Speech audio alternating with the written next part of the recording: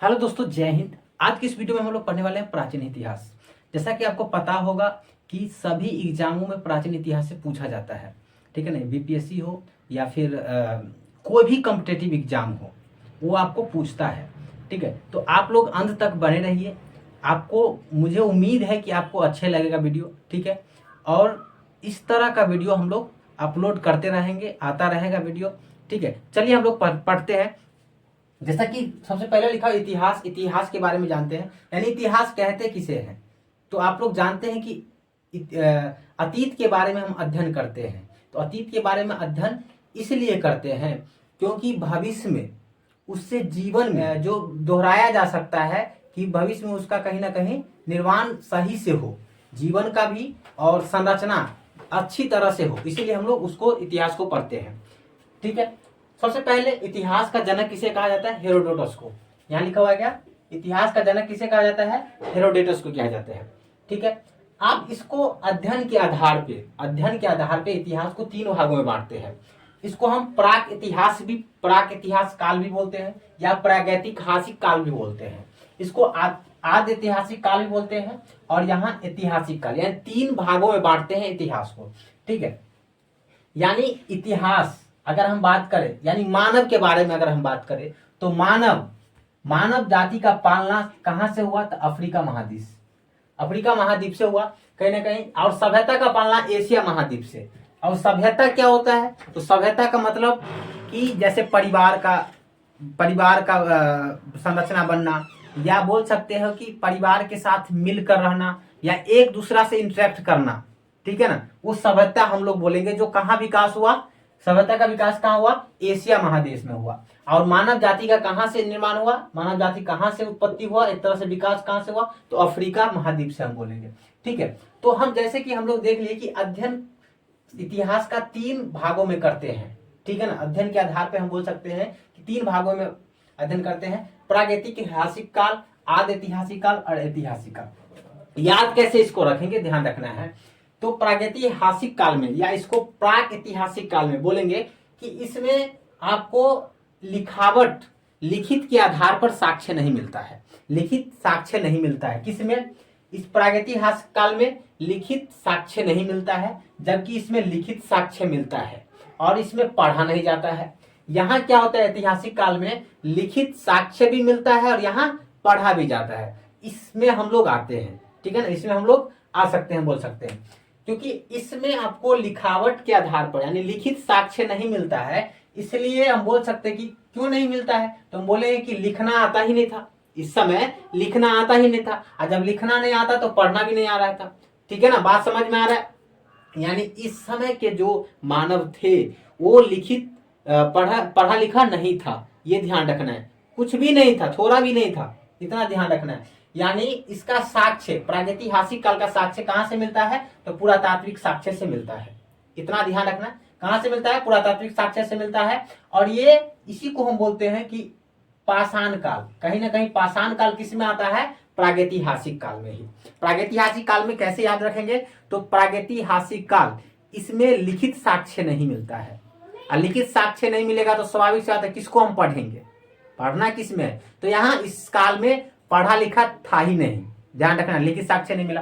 अब यहाँ देखिए, आद्य ऐतिहासिक काल में लिखित साक्ष्य तो मिलता है, लेकिन उसे पढ़ा नहीं जाता है, पढ़ नहीं सकते हैं। क्यों नहीं पढ़ा नहीं जाता है? तो हम बोल सकते हैं कुछ व्यक्ति पढ़े लिखे थे, लेकिन ऐसे ऐसा लिखा हुआ है कि उसे पढ़ नहीं सकते हैं। कि मतलब उसका राइटिंग जो है ना, इस तरह से कौन सा लैंग्वेज में लिखा हुआ है पता नहीं चल रहा है। इसलिए हम बोल सकते हैं कि लिखित साक्ष्य मिलता है, लेकिन उसे पढ़ नहीं सकते हैं। ये भी लेकिन कैसे पता चला कि आद्य ऐतिहासिक काल?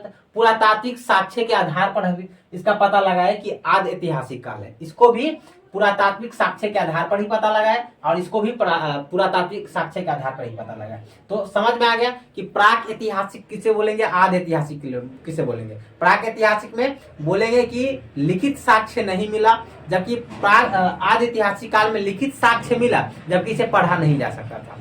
समझ में आ रहा है ना?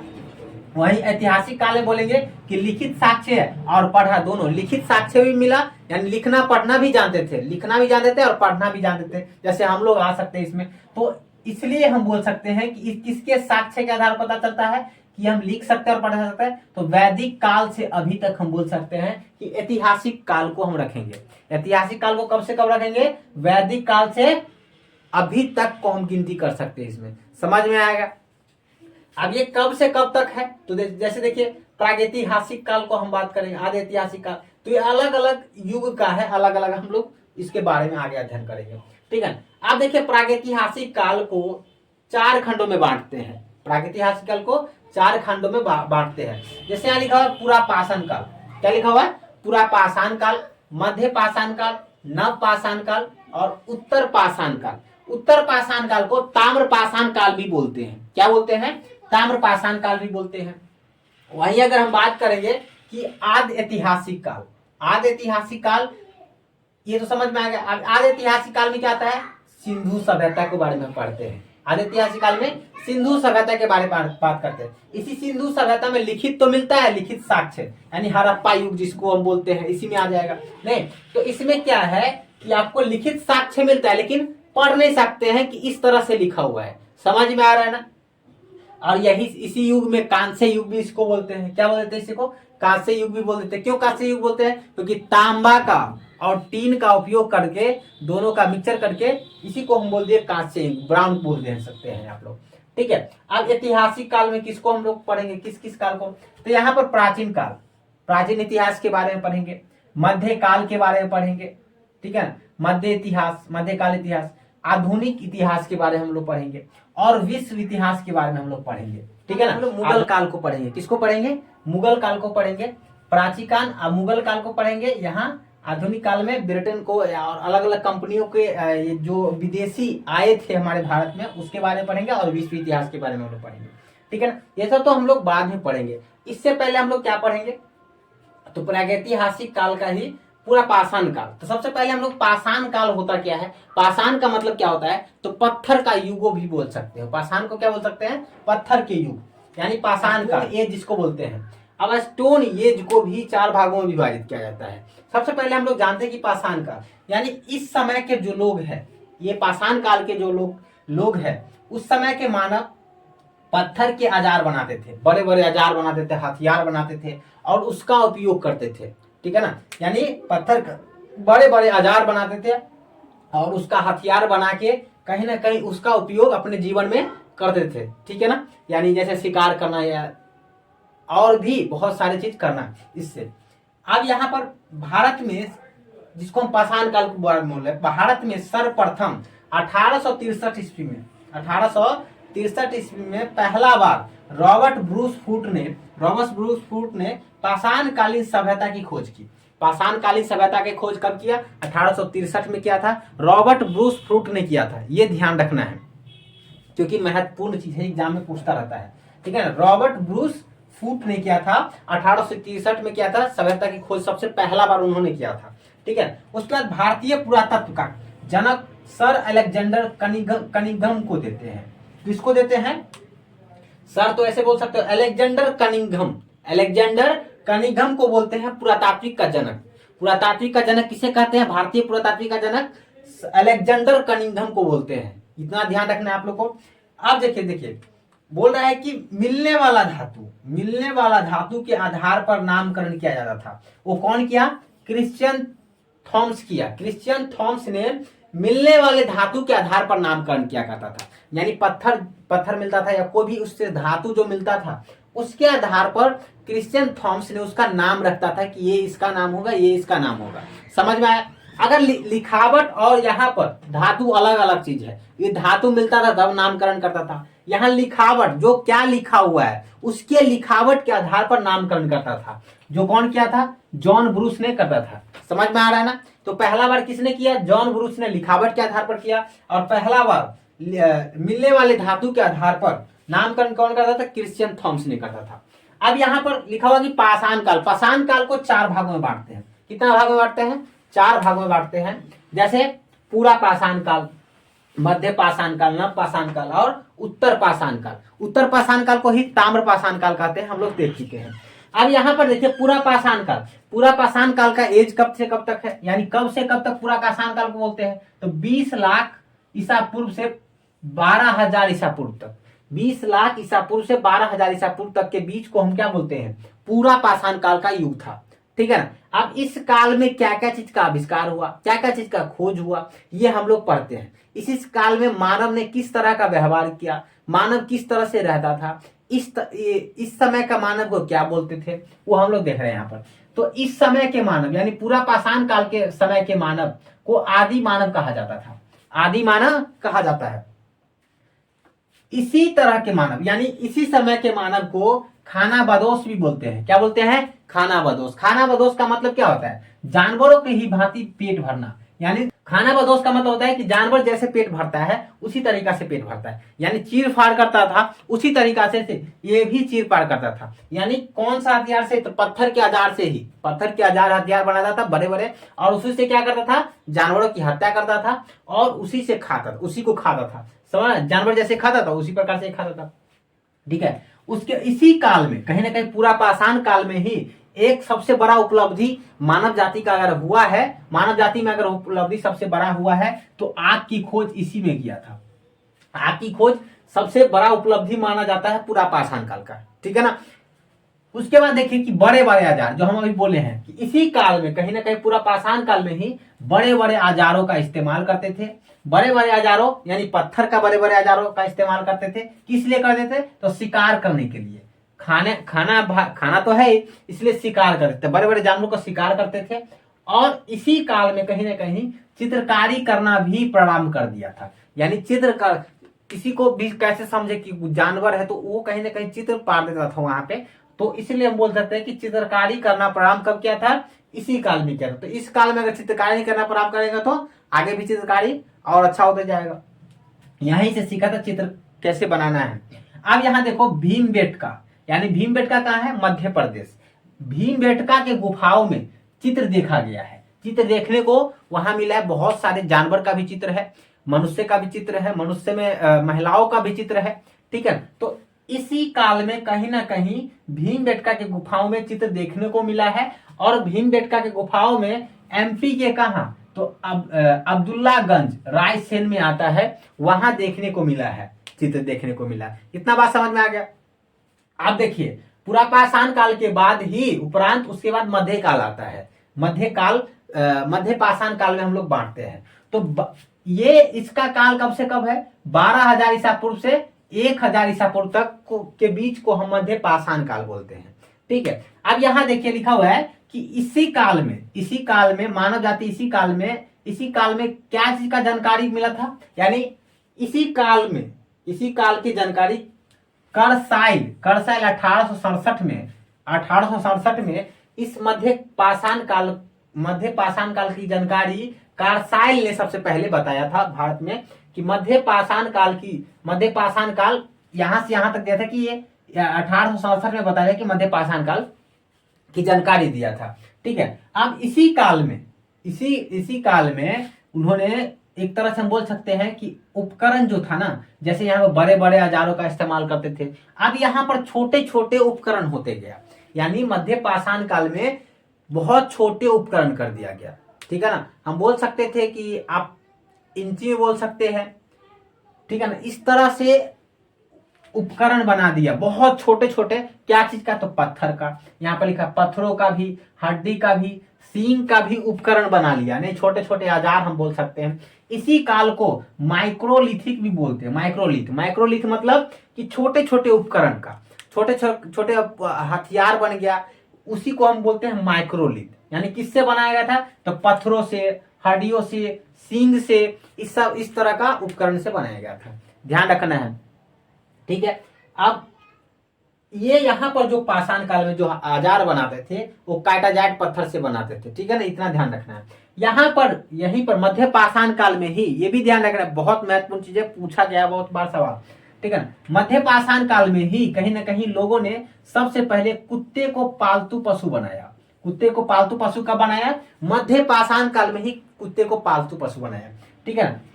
उसके बाद इसमें प्रमुख कार्य, यानी मानव में एक प्रमुख कार्य उसका क्या होता था इस काल में, तो अंत्योष्टि का कार्यक्रम करता था। इसमें अंत्योष्टि कार्यक्रम मतलब अंतिम संस्कार का प्रावधान। अंतिम संस्कार का प्रावधान शुरू किया था क्या, इसी काल में, मध्य पाषाण काल में ही शुरू किया था, ध्यान रखना है। अब देखो स्थिर पंजर, स्थिर पंजर का मतलब क्या हो गया, तो पूरा बॉडी, कंकाल जिसको बोलेंगे। तो कंकाल सबसे पहले उसका अवशेष कहां से मिला, प्रतापगढ़, यानी यूपी के प्रतापगढ़ से मिला, जिसको हम कहां बोलते हैं, कहां पड़ता है, सराय नहर के पास में। ये सराय नहर के ही स्थिति स्थान पर ही मिला था। क्या मिला था, तो स्थिर पंजर मिला था, ठीक है ना, ये ध्यान रखना है, यानी पूरा कंकाल मिला था, ये हम बोल सकते हैं। किस काल में मिला था, तो मध्य पाषाण काल में ही मिला था। समझ में आ रहा है। अब यहाँ देखिए नव पाषाण काल की बात करते हैं, यानी तीसरा भाग है नव पाषाण काल। नव पाषाण काल कहां से कहां तक इसको हम बोलते हैं, तो 10,000 ईसा पूर्व से 3,000 ईसा पूर्व बोलते हैं, नव पाषाण काल बोलते हैं। नया युग का शुरुआत हुआ, यानी पाषाण का ही है, पाषाण काल ही बोलते हैं। यहाँ भी पत्थर का उपयोग होता है, लेकिन कम होते गया और एक नया काल के रूप में है, इसलिए हम नव बोल देते हैं यहाँ पर। आप देखो इसका जानकारी, यानी नव पाषाण काल का जानकारी सर जन लुबाक ने दिया था। इसका कि नव पाषाण काल युग में हम लोग आ गए हैं, नव पाषाण युग में आ गए हैं। और ये कब बताया था, 1865 ईस्वी में इन्होंने बताया कि नव पाषाण काल इतना से इतना ईस्वी को हम इस बीच में रख सकते हैं और अध्ययन कर सकते हैं। अब यहाँ लिखा हुआ है कि इसी समय के मनुष्य, इसी समय के मानव ने अस्थायी आवास भी, मतलब अस्थायी रूप से रहना भी स्टार्ट कर गया, कि इतने दिनों तक यहाँ पर रहना है, इतने दिनों तक यहाँ पर रहना है, ठीक है ना। यानी क्यों अस्थायी आवास के रूप में रहना स्टार्ट हो गया, प्रणाम करना, क्योंकि इसी समय कृषि का भी चलन शुरू हो गया, कृषि का भी चलन शुरू हो गया, और पशुपालन का भी कहीं ना कहीं होना शुरू हो गया। पशु का भी पालना शुरू हो गया था इसी काल में ही। एक तो बोल सकते हैं कि मध्य पाषाण काल से ही शुरू, एक तरह से हम बोल सकते हैं, क्योंकि सबसे पहले कुत्ता का पालना यहीं से शुरू हो गया था। तो एक तो पशु तो यहीं पर मिल गया, लेकिन हम बोल सकते हैं कि मुख्य रूप से कृषि जब से पालन शुरू हुआ, उसी समय से पशुपालन का भी शुरुआत हो गया। तो हम बोल सकते हैं कृषि का पालना कौन सा काल में बोल सकते हैं, तो नव पाषाण काल में बोल सकते हैं। अस्थायी आवास भी नव पाषाण काल में बोल सकते हैं। इतना समझ में आ गया। अब इसी बोल रहा है, इसी काल में यानी नव पाषाण के ही काल में पहला बार मनका का और पहिया यहाँ लिखा हुआ है, पहिया का खोज और मनका का खोज। मनका मतलब घड़ा बोल सकते हो, या बोल सकते हो कि मिट्टी का बर्तन, यानी मिट्टी का बर्तन और पहिया कहीं ना कहीं इसी समय में नव पाषाण काल में ही खोजा गया था। तो ये एक बहुत उपलब्धि, सबसे बड़ा उपलब्धि था। कहीं ना कहीं पहिया का उपलब्धि, पहिया बन जाना, कहीं ना कहीं बोल सकते हैं कि एक तरह से विकास की ओर हम लोग बढ़ने लगे, मानव ने बढ़ने लगा। अब यहाँ पर देखिए राख का टीला मिला था कहाँ पे, तो कर्नाटक के मैसूर के पास एक संगनकल्लू स्थान है, वहीं पे क्या मिला था, राख के टीला मिला था, राख के बहुत बड़ा, ठीक है, इस तरह से बोल सकते हैं। अब यहाँ पर लिखा पशुपालन का साक्ष्य कहाँ मिलता है, क्योंकि इसी काल में होना शुरू हो गया था। पशुपालन का साक्ष्य कहां से मिलता है, तो आदमगढ़ का है एमपी में आदमगढ़ एवं बागोर में, यानी राजस्थान के बागोर में मिला था पशुपालन का साक्ष्य। इतना समझ में आया। पाषाण काल में ही कहीं ना कहीं नवपाषाण काल में बहुत सारे प्रमुख चीज मिले हुए हैं, जैसे मेहरगढ़, यानी मेहरगढ़ कहाँ है, तो हम बोलेंगे पाकिस्तान के बलूचिस्तान में। मेहरगढ़ कहाँ है, पाकिस्तान के बलूचिस्तान में। अब बलूचिस्तान में ही दो पहाड़ियां हैं, जिसको हम बोलते हैं सुलेमान पहाड़ी और किरथर पहाड़ी। सुलेमान और किरथर पहाड़ी के बीच जौ और गेहूं का साक्ष्य मिला है। सबसे पहला बार जौ और गेहूं का साक्ष्य कहाँ मिला है, तो हम बोलेंगे कि बलूचिस्तान में मिला है, और बलूचिस्तान के सुलेमान और किरथर पहाड़ी के बीच में मिला है। ये जौ एवं गेहूं का साक्ष्य मिला है, और ये कब मिला था, सबसे पहला बार मिला था 60,000 ईसा पूर्व में, ठीक है ना, ये ध्यान रखना है, सबसे प्रथम बार ये मिला है, ठीक है। उसके बाद कोल्डी हवा कहाँ है, यूपी के इलाहाबाद, यानी सबसे पहले चावल का साक्ष्य यहीं पर प्राप्त हुआ है। इससे भी पहले अगर बात करें, चावल का साक्ष्य 6,000 ईसा पूर्व में प्राप्त हुआ यहाँ पर इलाहाबाद में। और दूसरा कहाँ प्राप्त हुआ, तो हम बोल सकते हैं कि लेहरूदो में यहाँ पर भी चावल का साक्ष्य मिला है, लेकिन 9,000 से लेकर 7,000 ईसा पूर्व माना गया है कि यहाँ पर चावल का साक्ष्य मिला है, ठीक है ना। और ध्यान रखना, एक कोल्डी हवा यानी यूपी के इलाहाबाद और एक लेहरूदे में चावल का दोनों जगह साक्ष्य मिला है। अगर हम बात करेंगे यहाँ बुर्ज होम, यानी बुर्ज होम क्या है यहाँ पर, तो बुर्ज होम कश्मीर में है। अब कश्मीर में यहाँ पर क्या हुआ कि गर्तवास यानी जहाँ पर वास करता है। वास कहाँ, मतलब दो पहाड़ है, दो पहाड़ के बीच वाला स्थान यानी नीचे, उसको हम बोलते हैं गर्त। ठीक है ना, तो क्या बोलते हैं, गर्त। वास करना यानी वहां पर रहना, यानी वहां पर रहने का प्रमाण मिला है। ठीक है ना, और वहीं पर मानव के साथ साथ कुत्ते दफनाने का भी साक्ष्य मिला है। मानव के साथ कुत्ते दफनाने के, यानी मालिक कुत्ते का मालिक होता है, मालिक मर जाने के बाद कुत्ते को भी दफना दिया जाता है उसके साथ। ठीक है ना, तो वहां पर साक्ष्य मिला, कहाँ मिला है, बुर्ज होम में ये साक्ष्य मिला है। ध्यान रखना, कश्मीर के बुर्ज होम में। अब यहाँ पर लिखा है गुफ कराल, यहाँ से मृद भांड का पहला प्रमाण मिला है। मृद भांड का पहला प्रमाण कहां से मिला है, गुफ कराल में। ध्यान रखना है, गुफ कराल में मृद भांड का पहला प्रमाण मिला है, ये ध्यान रखना है आप लोग को, ये एग्जाम में पूछता है। उसके बाद यहाँ पर दमदमा में कहा मिला है, एक ही कब्र से 3 मानव का कंकाल मिला है।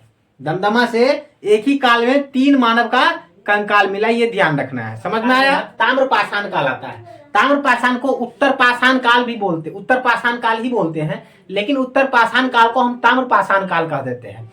ठीक है ना, क्यों, क्योंकि सबसे पहला बार तांबा का प्रयोग इसी समय हुआ था, या तांबे के खोज बोल सकते हैं, इसी समय हुआ था, इसलिए हम इसे तांबे का युग भी बोल देते हैं। पाषाण काल के अंतिम समय है, यानी पाषाण काल के सबसे लास्ट युग बोल सकते हो ताम्र पाषाण काल, क्योंकि तांबे का खोज यहाँ पर हुआ था, इसीलिए इसी कारण औद्योगिक का विकास हुआ, इसी कारण औद्योगिकरण शुरू हुआ, हम बोल सकते हैं यहां से, क्योंकि तांबे का विकास हुआ। जैसे तांबे का विकास हुआ तो इससे हजारों, मतलब बहुत महत्वपूर्ण चीज सब बनता जाएगा। तो औद्योगिक का विकास या शुरू इसे यहीं से हुआ था, यानी ताम्र पाषाण काल से। इसी का विकास रूप, इसी के विकसित रूप, यानी औद्योगिकरण के ही विकसित रूप को सिंधु सभ्यता कहा जाता है। औद्योगिकरण के विकसित को ही सिंधु सभ्यता बोला जाता है। अब यहीं से आगे क्या चलेगा, सिंधु सभ्यता, जिसको हम बोलेंगे आद्य ऐतिहासिक काल, हम इसको बोलते थे। ठीक है ना, एक बार हम सबसे पहले जान लेते हैं कि जो पीछे हम लोग पढ़े हैं, जैसे कि प्रागैतिहासिक काल। प्रागैतिहासिक काल में क्या होता है कि वहां साक्ष्य मिला है, पुरातात्विक साक्ष्य के आधार पर प्रागैतिक या प्रागैतिहासिक बोलते हैं। क्यों, क्योंकि उस समय लिखना पढ़ना नहीं जानता था, इसलिए लिखित साक्ष्य नहीं मिला वहां पे। ठीक है ना, अगर हम बात करते हैं आद्य ऐतिहासिक काल का, तो आद्य ऐतिहासिक काल में उसको भी पुरातात्विक साक्ष्य के आधार पर ही उसे जान पाए हैं। ठीक है ना, वहां भी, लेकिन वहां लिखित साक्ष्य मिला है, लेकिन वहां का लिखित साक्ष्य पढ़ा नहीं जा सकता है, यानी पढ़ा नहीं गया, जिसको हम बोलते हैं सिंधु सभ्यता, यानी हड़प्पा सभ्यता। हड़प्पा में लिखा हुआ है, लेकिन हम समझ नहीं सकते हैं, पढ़ नहीं सकते हैं, क्योंकि इस ऐसे अक्षर में कौन सा लैंग्वेज में लिखा हुआ समझ में नहीं आ रहा था। तो लिखा हुआ तो मिलता है, लेकिन पढ़ा नहीं जा सकता है। समझ में आ रहा है, ऐसे ही याद रखना है। ऐतिहासिक काल में हम जानते हैं कि वैदिक काल से लेके अभी तक में, क्योंकि वैदिक काल इसलिए वहां उस समय का पढ़ा भी जा सकता है और लिखित भी साक्ष्य मिलता है, पढ़ा भी जा सकता है। ठीक है ना, अब इस पे बहुत सारे क्वेश्चन बनेगा। ठीक है ना, अब कौन कौन सा क्वेश्चन बनेगा इसका हम अभी डिस्कशन कर लेते हैं। ठीक है ना, क्योंकि इससे क्वेश्चन नहीं छूटने वाला है, जितना भी पॉइंट हो सकता था मैंने बता दिया, कर लेंगे। ठीक है ना, जितना भी क्वेश्चन बनेगा या पूछा गया है क्वेश्चन, ये हम लोग अभी आप लोगों के साथ डिस्कशन कर लेते हैं। देखते हैं यहाँ पर, देखिए आप लोग को भी जवाब देना है। ठीक है ना, और आप लोग नोट भी करिएगा। जैसे यहाँ पर साक्ष्य मिला है, जैसे हम बोल सकते हैं इतिहास का जनक किसे कहते हैं, तो इतिहास का हेरोडोटस, हम लोग पढ़ चुके हैं हेरोडोटस को। नहीं, भारतीय पुरातात्विक का पिता किसे कहा जाता है, भारतीय पुरातात्विक का पिता किसे कहा जाता है, अलेक्जेंडर को कहा जाता है। नहीं, अलेक्जेंडर कनिंघम भी बोल सकते हैं, अलेक्जेंडर कनिंघम बोल सकते हैं। नहीं, उसके बाद हम बोलेंगे मानव द्वारा पाला गया प्रथम जानवर कौन था, तो अभी हम लोग पढ़ चुके हैं कुत्ता। नहीं, क्या था, कुत्ता। किस काल को माइक्रोलिथिक काल कहा जाता है, किस काल को माइक्रोलिथिक काल कहा जाता है, क्योंकि वहां छोटे छोटे पत्थर का औजार बनाया जाता था, इसलिए मध्य पाषाण काल में हम लोग जानते थे, मध्य पाषाण काल में पढ़े। नहीं, किस काल में मानव आखेट, यानी मानव आखेट का मतलब होता है शिकार करना, तो किस काल में शिकार करना पर आप कर दिया था, तो बोल सकते हैं पूरा पाषाण काल। पूरे पाषाण काल में शिकार करता था, बड़े बड़े औजार पत्थर का लेके शिकार करता था।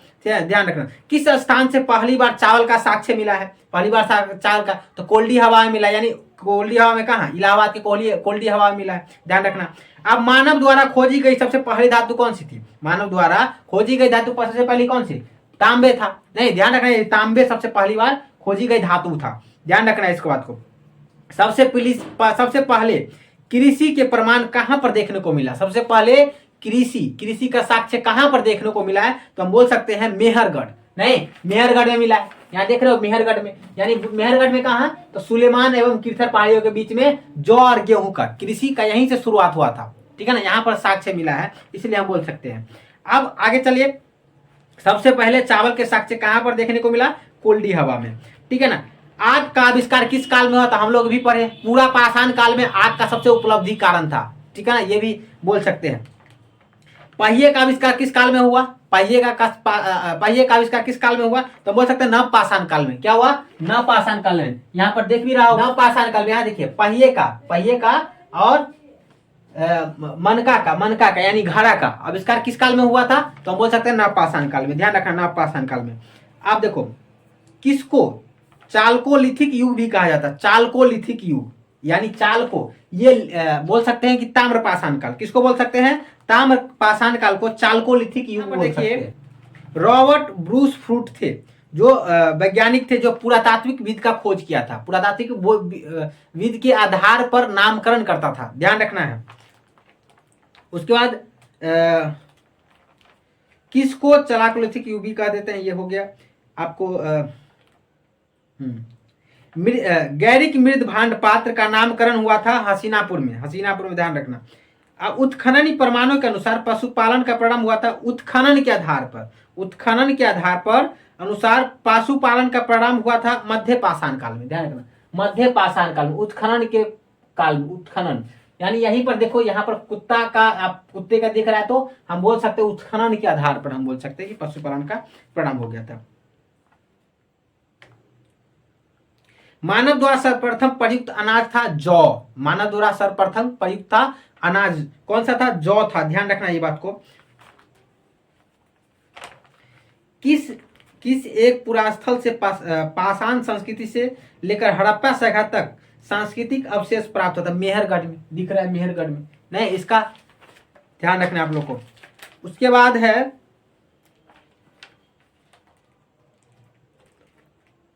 नवदा टोली किस राज्य में अवस्थित है? नवदा टोली मध्य प्रदेश। किसमें? मध्य प्रदेश। किस स्थान पर मानव के साथ कुत्ते को दफनाए जाने का साक्ष्य मिला है? कुत्ते को दफनाए जाने का साक्ष्य मिला है तो बुर्ज होम में। बुर्ज होम कहाँ है? कश्मीर में। देख ना, गर्त आवास की साक्ष्य प्राप्त हुए कहां से? तो बुर्ज होम में, कश्मीर से। उसके बाद याद रखना है, विंध्य क्षेत्र के किस शिलाश्रय से सर्वाधिक मानव कंकाल मिले हैं? लेखिया से, मतलब सर्वाधिक मानव कंकाल मिले हैं। उसके बाद पाषाण कालीन सभ्यता तथा संस्कृति के अन्वेषण था ब्रूस फ्रूट ने किया था। ध्यान रखना है इसके बाद। उसके बाद हम बोल सकते हैं कि भारतीय प्राक ऐतिहासिक काल को पिता किसे कहा जाता है? तो रॉबर्ट ब्रूस फ्रूट को। ये हम लोग पढ़ चुके हैं। उसके बाद पूरा पाषाण काल को किस अन्य नाम से भी जाना जाते हैं? आखेट युग के नाम से भी जाना जाता है। पूरा पाषाण काल को अन्य नाम से की जाना जाता है, आखेट युग के नाम से भी जाना जाता है पूरा पाषाण काल को। ये ध्यान रखना है, ठीक है। बैल और हल की सहायता से कृषि कार्य की शुरुआत किस काल से हुई? नव पाषाण काल से। कृषि की शुरुआत उसी काल से हुई, तो नव पाषाण काल से। अग्नि का प्रयोग मानव ने किस काल में करना शुरू? अग्नि का खोज, आग का खोज किस काल में हुआ? तो हम पूरा पाषाण काल में बोलेंगे। लेकिन अग्नि का प्रयोग मानव द्वारा किस काल से शुरू करना प्रारंभ कर दिया था? तो नव पाषाण काल में। यानी आग का यूज करना, आग का खोज एक अलग होता है, यूज का अलग होता है। तो यूज नव पाषाण और खोज पूरा पाषाण काल, ध्यान रखना इसमें। भारत के किस स्थल से नव पाषाण काल की संस्कृति प्राचीनतम साक्ष्य प्राप्त हुए? मेहरगढ़ से। कहां से? मेहरगढ़ से, ठीक है ना। मध्य पाषाण काल का सर्वाधिक प्रमुख लक्षण क्या था?